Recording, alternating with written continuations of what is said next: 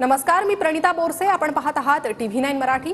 बुलेटिनच्या सुरुवातीला एक महत्त्वाची बातमी आहे. 1 एप्रिल पासून सर्व वाहनांसाठी फास्टॅग अनिवार्य असणार आहे. मंत्रिमंडळाच्या बैठकीत हा महत्त्वाचा निर्णय झालाय. मंत्रिमंडळाच्या बैठकीतील हा महत्त्वाचा निर्णय, राज्य मंत्रिमंडळाची बैठक झाली आहे आणि त्यात हा निर्णय झाला. अधिक अपडेट आपण घेणार आहोत आमचे प्रतिनिधी विनायक डावरुंग यांच्याकडून. विनायक, काय अधिक अपडेट? 1 एप्रिल 2025 पासून फास्ट्रॅग जो आहे तो सगळ्या वाहनांना जो आहे तो कंपल्सरी असणार आहे, असा निर्णय राज्याच्या कॅबिनेट बैठकीमध्ये आज झालेला पाहायला मिळतोय. आपण जर पाहिलं तर काही ठराविक वाहनांना जो आहे तो फास्ट्रॅग असायचा किंवा आपल्याला हवा असेल तर आपण फास्ट्रॅग लावू शकत होतो, परंतु आता राज्य सरकारने मात्र कंपल्सरी हा फास्ट्रॅग जो आहे तो केलेला आहे.